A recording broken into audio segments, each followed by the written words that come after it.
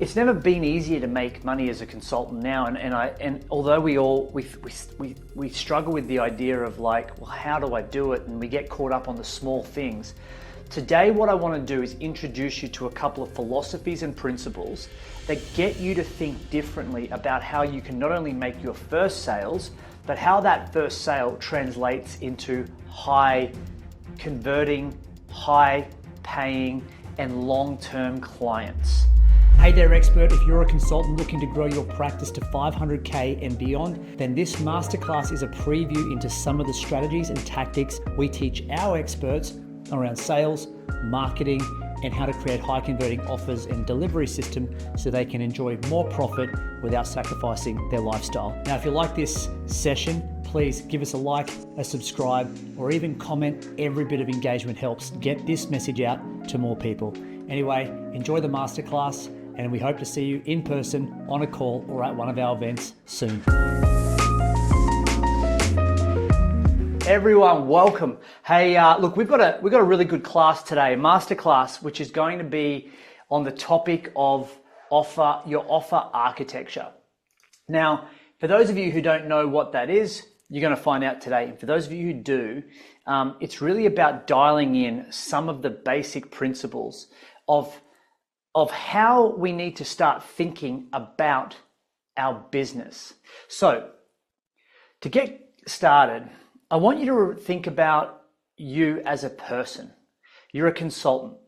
You have the ability to solve problems, and you have the ability to help people go from somewhere where they're not wanting to be, struggling with a problem they have, being in a position that is not ideal, and through your process, your IP, your experience, your expertise, you're able to move people into a better place. And what we know to be true is that there is always a couple of problems with being a consultant, because essentially what we're all doing is we're selling something that doesn't exist, the possibility of something. We are selling the possibility of something later, but we want to get people committed now. And it's very interesting, the world of consulting, as we progress in the marketplace, as you can start seeing the world changing with AI and all sorts of different technologies that are both helping us to reach more people, but also challenging our old ways of thinking. It's never been easier to make money as a consultant now, and although we struggle with the idea of like, well, how do I do it, and we get caught up on the small things. Today, what I want to do is introduce you to a couple of philosophies and principles that get you to think differently about how you can not only make your first sales, but how that first sale translates into high converting, high paying, and long-term clients. And it doesn't happen by accident. We don't make money by accident as consultants. The best, most stable, profitable businesses happen by design. And I'm going to share with you what we're doing. I have the privilege of working with some really smart people like yourselves. Some people are doing really, really well in the market. And when I look at what they're doing, what I'm going to go through today is a fundamental part of how they get people to see a bigger vision for themselves, and they can work with clients over the long term. Because it's not just getting a client once, but it's getting a client and retaining them long term that really creates a sustainable business, right? We'd all agree. And so in the arena today, it's a little bit of an offer architecture, but I also want to let you all know that every single one of you are in a probably different spot. Okay, so I'm going to do my best to break down this offer architecture into key components that no matter where you're at, this will be relevant to you. And along the way, what I want you to do is I want you to think of a question. If you have a question about your business system, your business model, then today's going to be a really good day to walk through that. Some of the principles and things I'm going to talk to you about, you're going to have questions. So if you have questions, comment, ask. Don't sit there and think, it's a silly question. I don't want people to judge me. It's always the silly questions that get the best answers. And so what we're going to do is today, I'm going to walk you through a couple of principles. And then what I'm going to do is I'm going to ask you guys to we're going to get busy building a few examples for you all so that it can help you get that little bit clearer and that little bit closer to something that you want to create. All right. So what is an offer architecture? High level, when we start off, the very first thing that we get people to do in Expert is we create what we call a money model. Now, the money model is not a business model. It is an operating system. It is the process by which you deliver your services. It is the process by which you can reference and market your service. And it's the process that you can use to sell your services. It consolidates your experience and your expertise, and it helps you articulate. If we draw a line through the middle of it, it helps you articulate and demonstrate the value of what you do. And the biggest challenge we all have as consultants is, well, what do you do? Well, what I do is sound like everyone else, but how you do it, what you do, is what people are interested in, and how you do it is what people buy. And so simple doesn't necessarily mean easy. As you all know, those of you who have been working on your money models, you understand that ultimately, if you can't talk about the thing that you've got and you can't influence someone to see value in it and say, yes, it doesn't matter about your business model. The first thing we have to do is we have to sell it. So the very first thing that we do in Expert, as you would know, is we need to take your model, turn it into an offer, and we need to validate. And what does validate mean? We need to make offers. We need to put this offer in front of 100+ people, and we need to present it, I believe, at least 20 times. You can't get better at something by thinking about it. You can't get better doing something by just thinking, dreaming, hoping, tweaking, changing. At some point, to validate something, you have to put your offer in front of a person. You have to talk about it. You have to understand how to deliver it. And then you need to see what they say about it. Because it's not about what you like and what you think. Ultimately, what you want to understand is, what does the market think? What is the market saying about your offer? I had a great conversation with one of our Accelerate clients yesterday. We were chatting about it, and he said to me, Rana, I did the model thing. It was working really well. Working well. I had 2 clients. I did the thing that you said. We articulated, we demonstrated, we worked through it, and then I just didn't feel right. I said, okay, well, let's talk about when you say it worked, what happened? He goes, I got a lot of interest, but I didn't make any sales. And I said, well, cool. Let's talk about how you sold it. So we went through how we sold it, and the articulation was a bit weird. So there's a reason for why it didn't sell. But what he was comfortable with, this is the benefit of putting an offer into the marketplace. What he said he ended up selling. This is what I call thinking outside the box. He went back to the people he didn't sell, and he said, do you mind if I just I'm happy to give you 20 minutes. I want to have a frank conversation about what I spoke to you about and why you didn't buy and what you actually need. I just want to understand, if you wouldn't mind giving me some feedback. So he spoke to about 4 or 5 people and he got some feedback. And the feedback that he got, which was really interesting because he had this model, this idea, and we'd set it up and he was confident about it.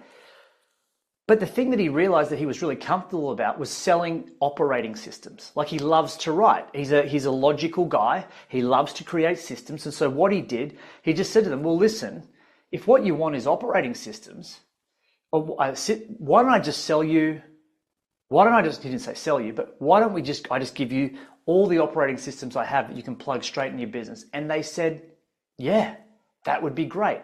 Now, he made a sale. That wasn't the plan that we'd put out there, but what did he do? He asked for feedback.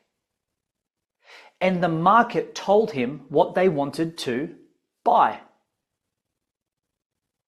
And he was humble enough to go, and probably smart enough to go, okay, adapt on the fly, and he got some sales.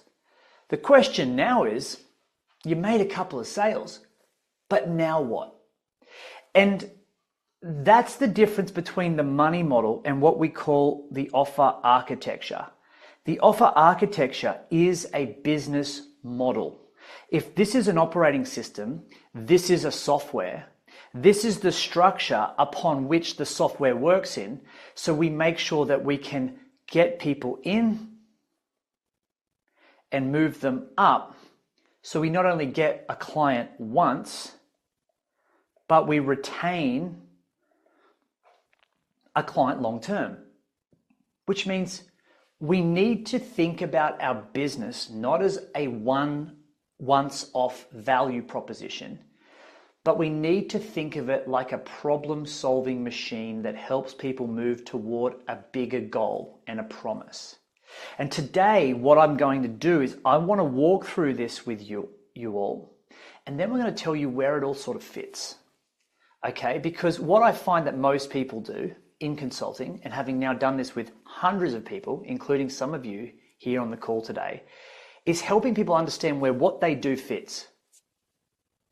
So if you haven't got your money model yet, all you need to do first is, this is a great session for you, but the first thing that you want to do is make sure that you at least have a solid version 1 and validate the offer, which means get people interested in it. Once you've got people interested in it, then you've got to start thinking, at least pretty quickly, what is the purpose of my business? How do I make this business not just something that sells something once, but how do I create something sustainable, predictable, and consistent? And as a consultant, that's really important, because what isn't stable, what isn't consistent, is your time. What isn't certain is your life. There are many variables. So when you build a business based just off you, whilst it's very lean and profitable, and that's great to start, ultimately over time you want to think about how can you create a business out of the thing that you got. Before I move on, is that sort of making sense? Let me know in the chat how you guys feeling. It's good, making sense. If you've got any questions, you can just put a Q in there and I can make sure I come back to you later. Because what people mostly do is they skip this phase here. They get all excited about all of the things and they skip this phase here. Remember, feedback is usually the market's way of telling you what they want. And if what the market wants is something that you like to deliver or can deliver, you've got a validated offer. You can make a sale. You turn an idea into income. Huzzah, we're ready to turn it into a business. But without a sale, without being able to get someone interested in it, it's not a business, it's an idea. So to turn an idea into income, it doesn't require a lot of fancy stuff. Often what it requires is doing the boring stuff and getting clearer and clearer and articulating what you do simpler and simpler. Whereas a lot of people want to add more and more, thinking that it's better and better. If the more I do, the more I explain it, the more words I use, it's going to get better and better. So let's switch gears. I want to talk to you now about this thing called the offer architecture. And I want to give you a couple of a story first before I dive in. I think could be really helpful. Whenever we start off in the world of consulting, the very first thing that we all tend to do is we throw ourselves at a problem, which is great. If the first thing that you have to do is throw yourself at a problem, it's probably easy because at least you can trust yourself, you know yourself, you can deliver. Even if you don't have a very polished product, you know enough to be dangerous, you know enough to be valuable. So the first thing you can do as a consultant is you give your time. But over time, your time runs out. And all you can do is increase your prices until it becomes maybe not viable because, your marketplace, even if you're really good at what you do, usually, unless you're like iconic in the market, most people will end up saying, hey, look, thanks, but I can find someone else to help me. So we've got to figure out a better way to do it rather than just trying to charge more, which works, but there's a point where that kind of has diminishing returns. And so what I'd like you to do is on a page is we're going to draw a little L together, just like that, like a graph. And I want you to think about your business, you, in three ways, right? First and foremost, the business should work for you. And the very first thing that we talk about is money. Because money is one of those things that we all want, we all have, and we all have our greatest objection around. We have the greatest objection around. So if you think about money, which is cost or investment, that's the first resource that we all consider. Your clients and you, how much you want to make, how much they want to pay. Cool? Second thing that we look at is time. How long is this going to take? When can I expect results? What does progress look like? That's the thing that people want to know. Like, how will I know I'm making progress? How will I know what progress looks like? When can I expect to see results? What kind of results does it look like? What phases do I have access to? How will I know I am? So we have to give people, we have to pace them out, let them know what the expected phases are. Does it mean that everyone goes through those phases at the same time in the same way? Absolutely not. But you have to give someone a vision if you want them to make progress. The third thing that we want to do is we want to look at this little thing here that is incredibly important that we all discount because we look at time and money, and we want to look at this thing called energy. And energy is the thing that we all deep down want.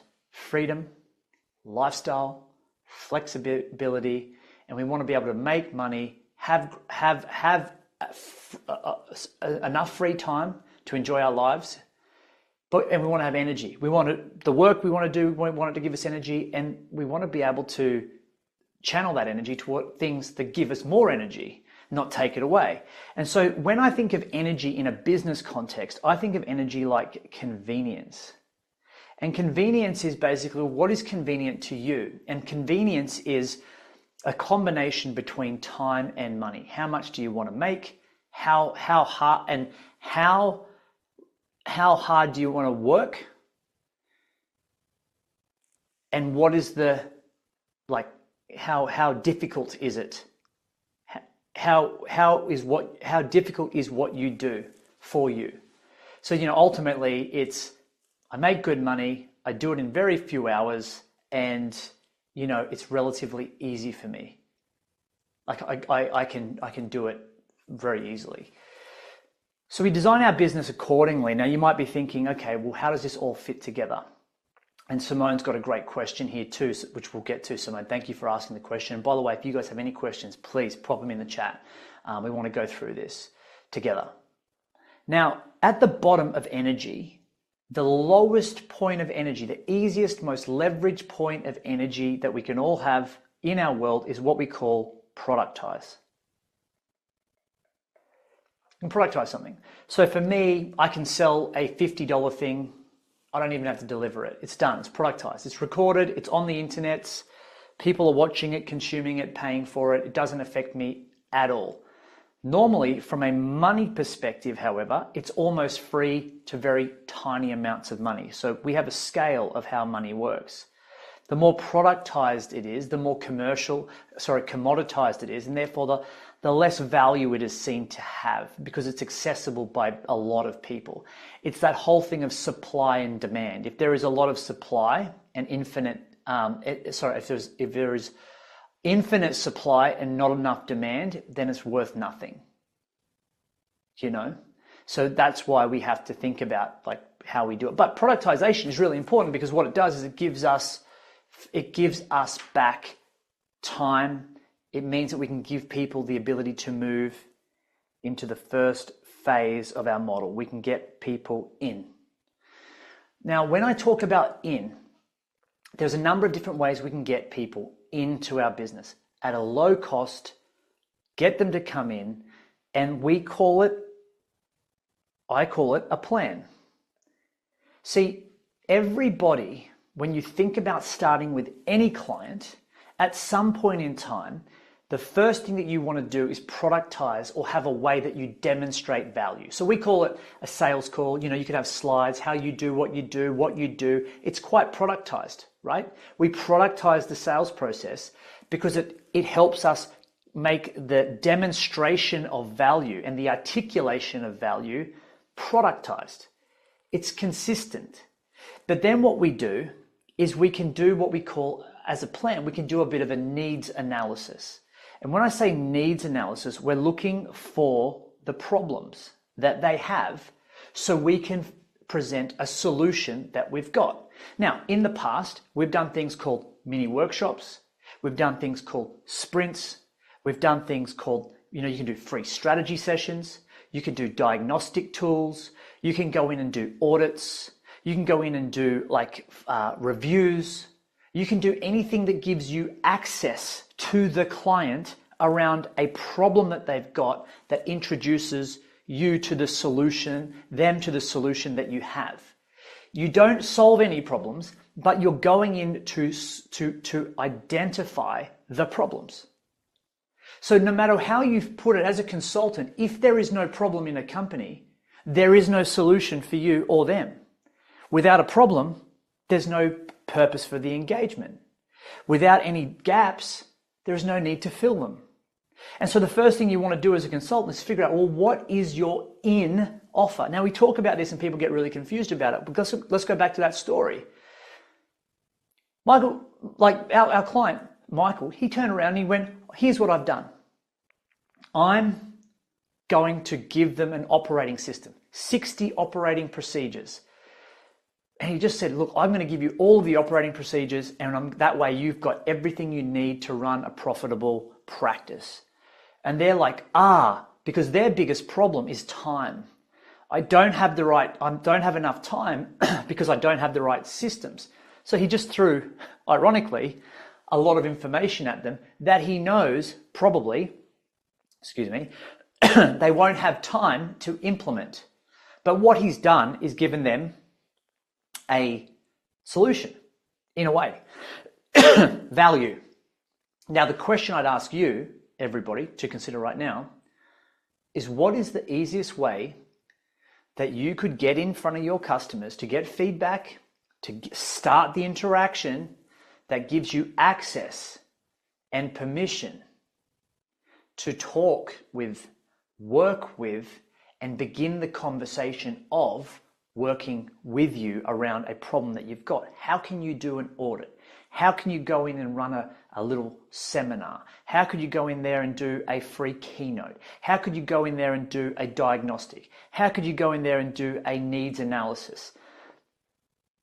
What is it that you could do that gives you access to your audience? When I used to have an agency, the first thing that I would do is I realized everybody was different. And it's really hard to sort of identify what people need. And so the first thing I did is I called it a half-day strategy session. Now, we kind of taught this in the mini money workshop. I just did it over 3 hours. I took people through a kind of like a needs analysis. Here's what we do. Now let's go through the 3 areas of what I do, and let's do a bit of a discussion on each topic to find out where you're at and what you need. Topic 1, ask some questions, got their answers, wrote them down, fed it back to them. Have I got anything right? Have I missed anything? No. Okay. Next, topic 2. Here's what I'm thinking. I asked the questions. Did I get everything right? Yep, great. Here's what I'm thinking. Cool. Next topic. And I charted my model. So for those of you who can't sort of visualize what I'm saying is, I had a model. I had areas 1, 2, 3, and I said at the start, this is what we do.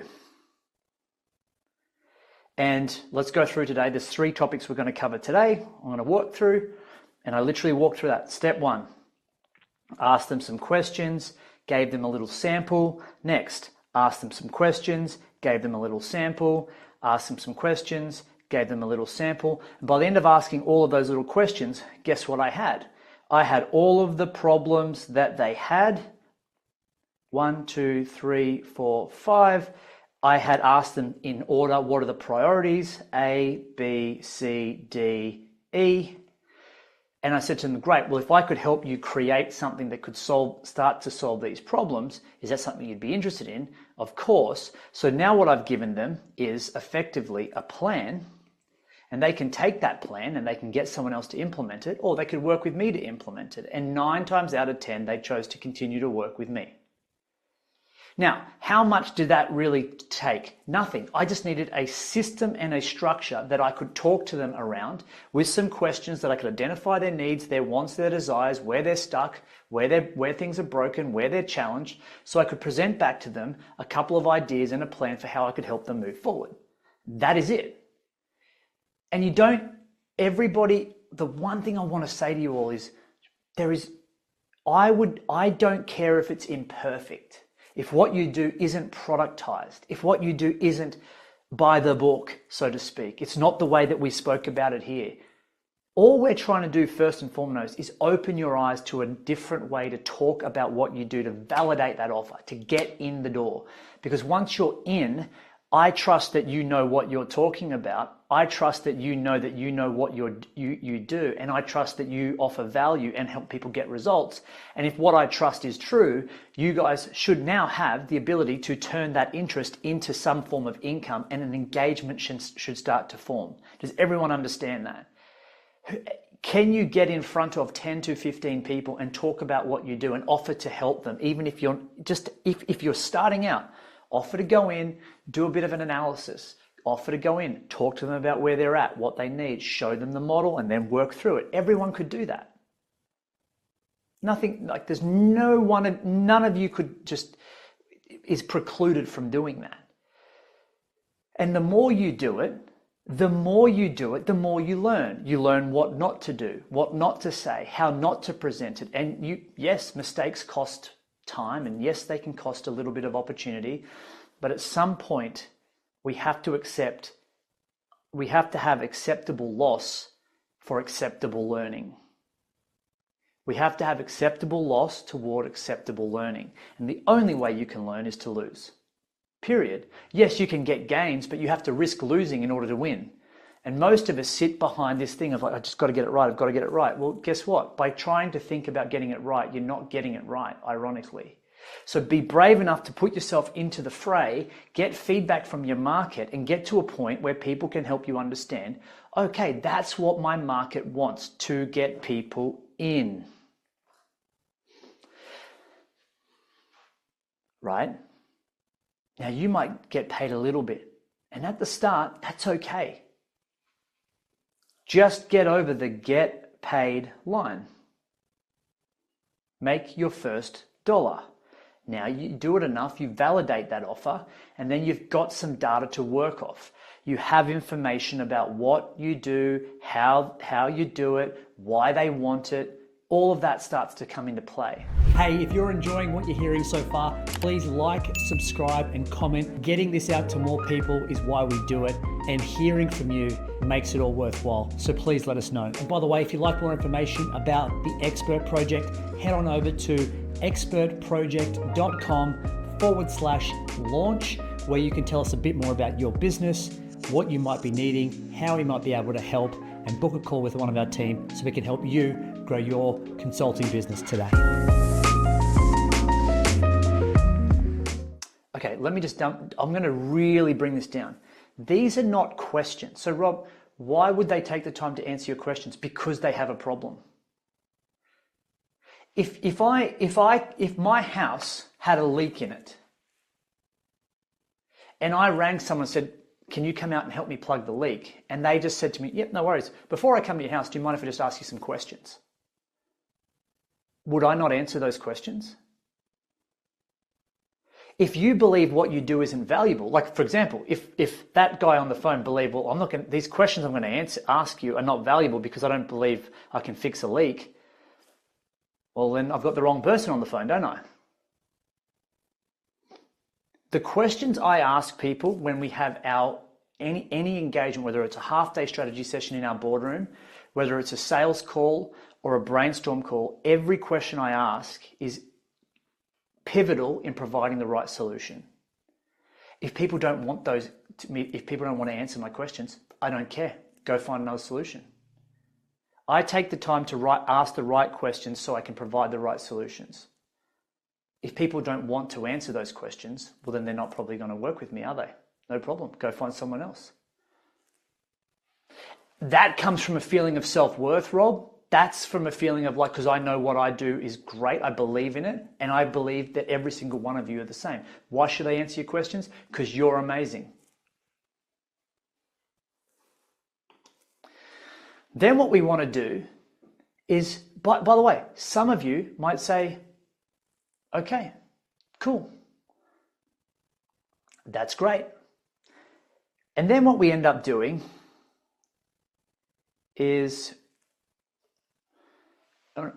we have to think about what's next. See, most people, when they buy from you, they don't know what's next. They don't know what they need. They don't know how it should be done. And they don't know why they should do it. Most people do not know what they need next. They're relying on you to tell them. A friend of mine has a sore shoulder. It's been sore for months. What does he do? Goes to the doctor, the GP. What does the GP do? Asks a bunch of questions. Luke's like, all right, well, I've got options. I can go for surgery, or I can take some medication for a while and see. So he's got some options. He's got a plan. And the doctor's like, great, what do you want to do? And he said, well, can you book me in to have a chat with the consultant? And I'll also start taking the medication in the meantime. Perfect. Luke now has a plan. The next step in that plan is to talk to a consultant, aka a specialist, a surgeon. Luke goes to the surgeon. The surgeon says, okay, a couple of options from here. Option A, we can do x-rays and send you to a physio and start to put a rehab program together. Or option B, I can just go straight in and I can operate. Luke's got two options. He had a plan from the GP, saw a specialist, gave two options. Luke has two options. He can consider it, right? So the question that you want to ask yourself is A, B. Once someone starts with you, what are your options to get people up? If we get them in, there is always a transition period.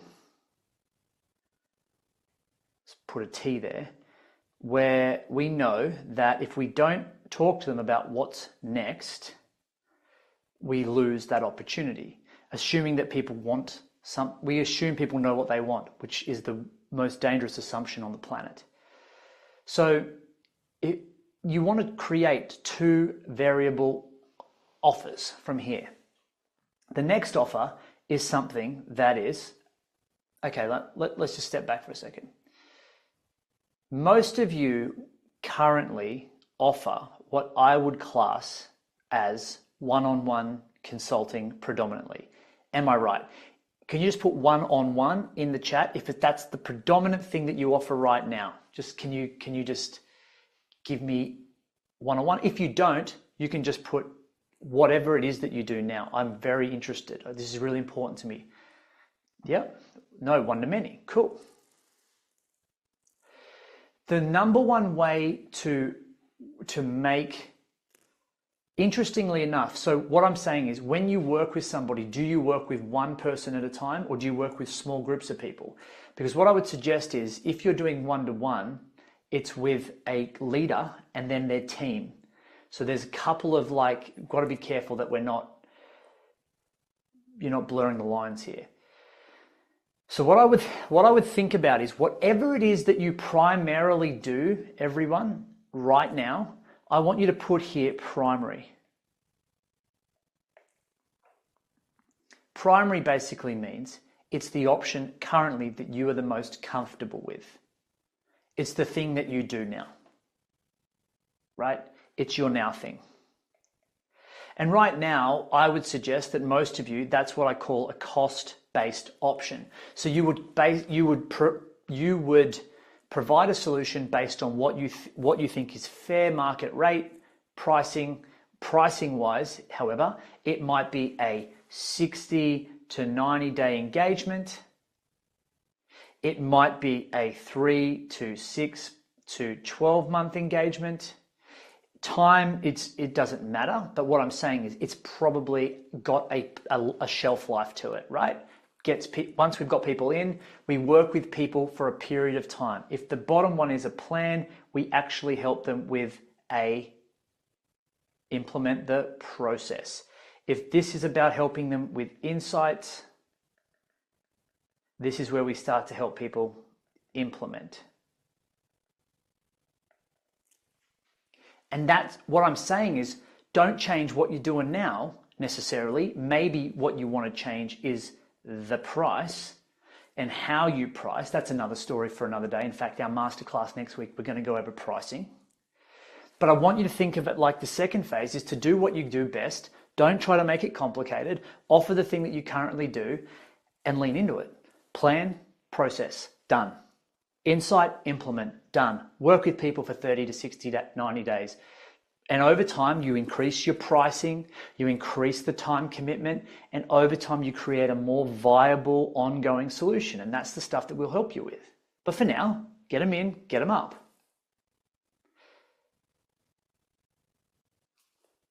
What is B? Great question. B,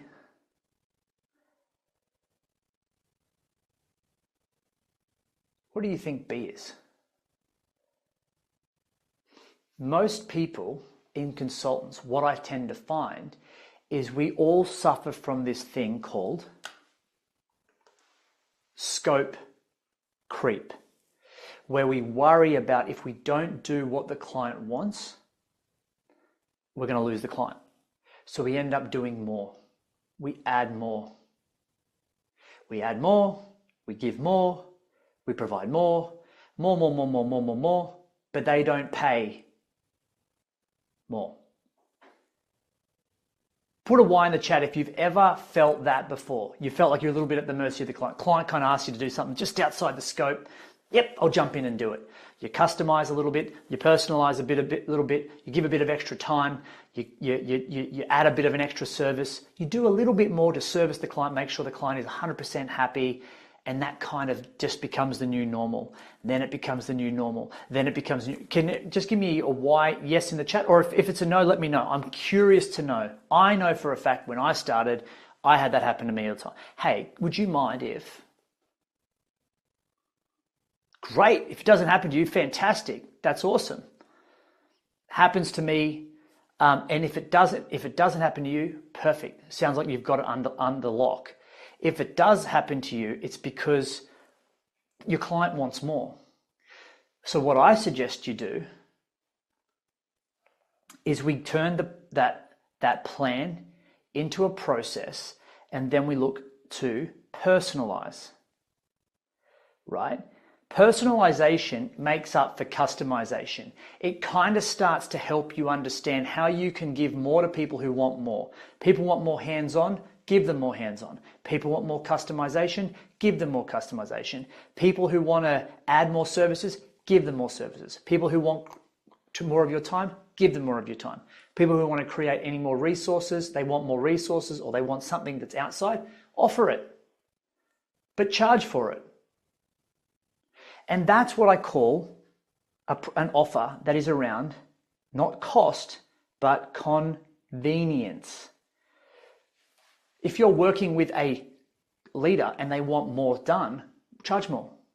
So yeah, absolutely. That's our X package, and it's more hands-on. It's more of a customized solution.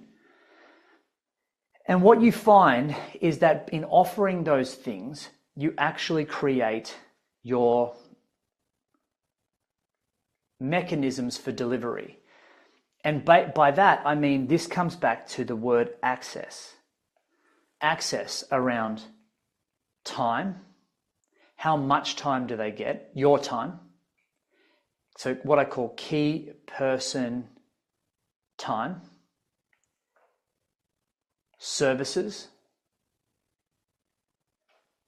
What services could you provide that is maybe not as convenient for you, but more convenient for them, but makes things a bit easier, faster, and sooner? For example, can you add a software in? Can you add a service in? Can you provide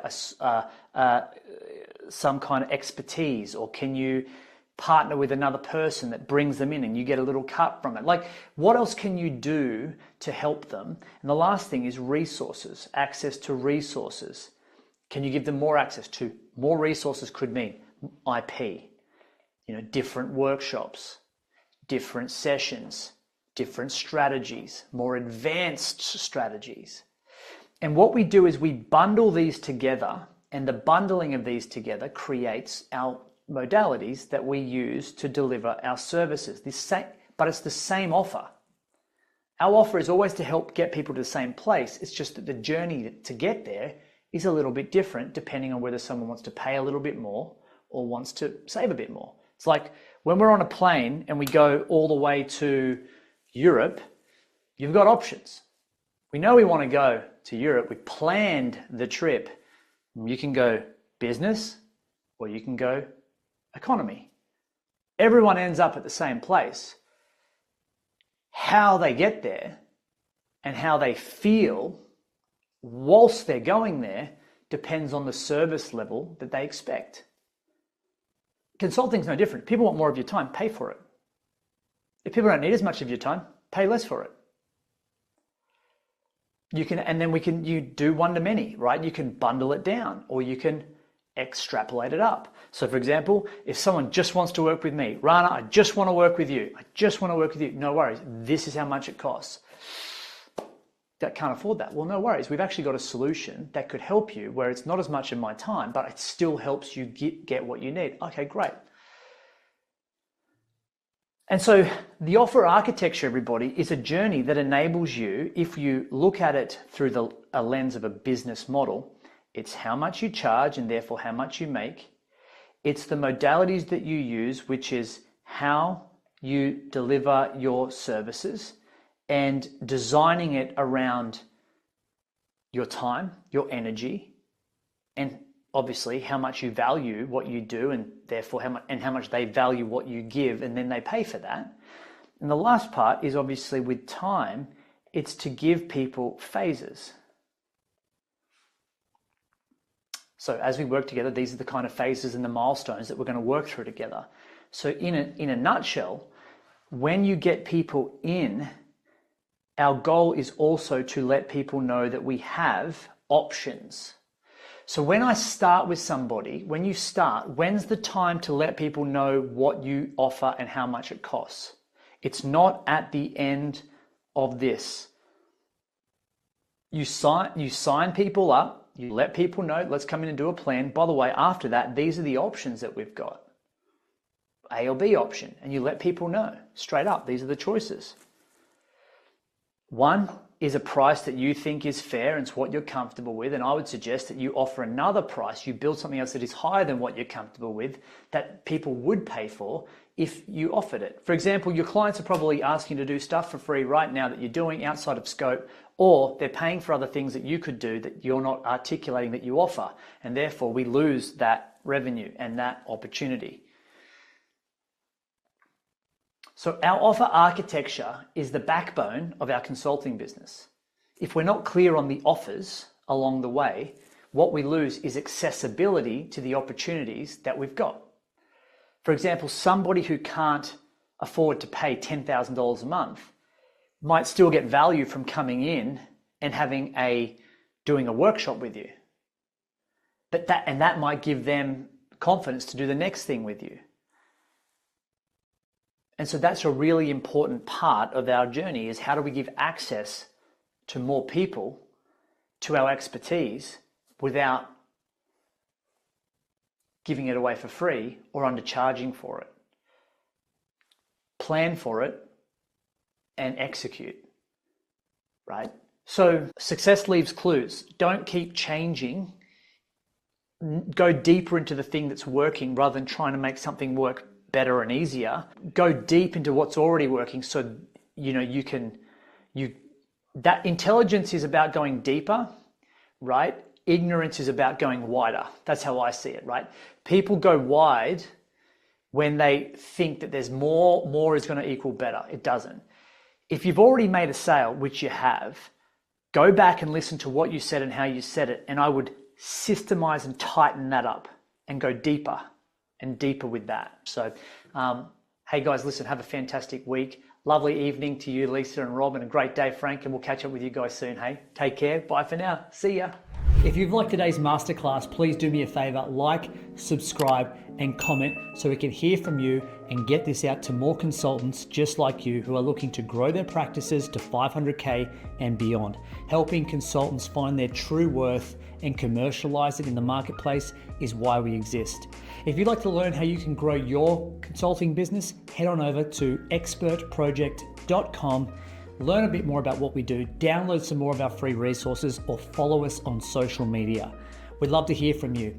And if you want a direct access link into one of our teams so we can learn a bit more about your business, what you're wanting to create, and how we might be able to help, head on over to expertproject.com/launch. Give us a bit of detail about you, your business, and we look forward to having a chat with you and helping you grow your consulting business. In the meantime, take care and bye for now.